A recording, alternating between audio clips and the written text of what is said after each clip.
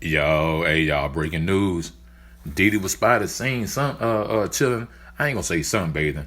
That's what the video say. He wasn't sunbathing, he was just chilling in Central Park with his people. Then all of a sudden this happens.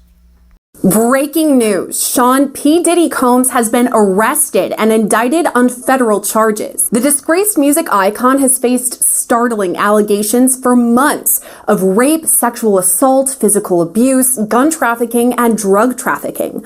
On Monday evening, he was indicted by a grand jury in New York. He was taken into custody in Manhattan, where he's been for the last week in anticipation of these charges.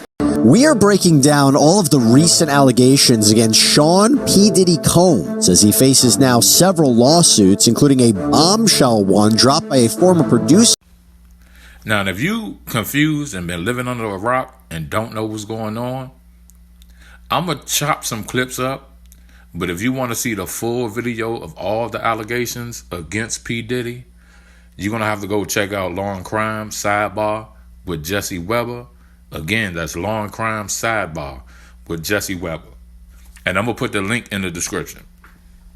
After years in silence and darkness, I am finally ready to tell my story and to speak up on behalf of myself and for the benefit of other women who face violence and abuse in their relationships. With the expiration of New York's Adult Survivors Act fast approaching, it became clear that this was an opportunity to speak up about the trauma I have experienced and that I will be recovering from for the rest of my life. I have decided to resolve this matter amicably on terms that I have some level of control. I want to thank my family, fans, and lawyers for their unwavering support. Combs released his own statement saying, quote, "We have decided to resolve this matter amicably. I wish Cassie and her family all the best. Love." Just so we're clear, a decision to settle a lawsuit, especially in 2023, is in no way an admission of wrongdoing. Mr. Combs' decision to settle the lawsuit does not in any way undermine his flat-out denial of the claims. He is happy they got to a mutual settlement and wishes Ms. Ventura the best. This last-minute lawsuit is an example of how a well-intentioned law can be turned on its head. Ms. Dickerson's 32-year-old story is made up and not credible.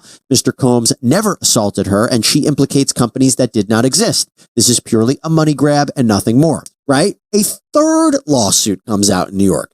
This time, an unidentified woman claims that Combs and singer-songwriter Aaron Hall raped her 30 years ago. Combs' spokesperson released another statement after this one, saying these are fabricated claims, falsely alleging misconduct from over 30 years ago and filed at the last minute. This is nothing but a money grab. Because of Mr. Combs' fame and success, he is an easy target for anonymous accusers who lie without conscience or consequence for financial benefit. It goes on to state, quote, "The New York legislature surely did not intend or expect the Adult Survivors Act to be exploited by scammers. The public should be skeptical and not rush to accept these bogus allegations." But then you fast forward to December 2023. Another lawsuit comes out. Another unidentified woman has accused Combs, former Bad Boy Entertainment president Harvey Pierre, and another person of sex trafficking and gang raping her when she was just 17 years old. She said that she was flown from Michigan to New York City, supplied with drugs and alcohol, and then assaulted at Combs' recording studio. The same day of this lawsuit, Combs issued a statement on Instagram saying, quote, "Enough is enough. For the last couple of weeks, I have sat silently and watched people try to assassinate my character, destroy my reputation and my legacy. Sickening allegations have been made against me by individuals looking for a quick payday. Let me be absolutely clear. I did not do any of the awful things being alleged. I will fight for my name, my family, and for the truth." By the way, little side note about these lawsuits. They may be able to be legally brought, right? But they can still be difficult to prove. Now, producer Rodney Little Rod Jones has filed a massive, reportedly $30 million federal lawsuit against Combs and others. This lawsuit by Jones is 75 pages. It lists out 15 separate causes of action, and we're going to go through them. But this lawsuit is against Combs, his son Justin Combs, various associates, and entities like Chalice Recording Studios, Love Records, Motown Records, Combs Global Enterprises, and Universal Music Group. So the complaint starts off by explaining that Jones produced 9 songs for Combs on his Love album and actually lived with Sean Combs for a period of time, and how, quote, Throughout his time with Mr. Combs, Mr. Jones witnessed, experienced, and endured many things that went far beyond his role as a producer on the Love album. Mr. Combs required Mr. Jones to record him constantly. On several occasions, Mr. Combs took Mr. Jones's cell phone and began recording himself. As a result, Mr. Jones has secured hundreds of hours of footage and audio recordings of Mr. Combs, his staff, and his guests engaging in serious illegal activity.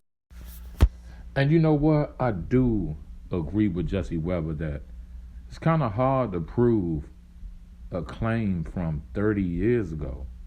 Now, please excuse my ignorance, or if you take it like that, but I just don't get how something that happens 30 years ago, and just because somebody is famous, now you want to file a lawsuit.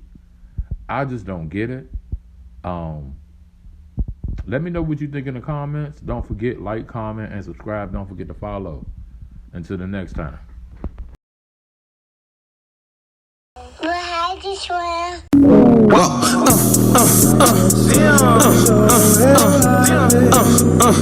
You know me.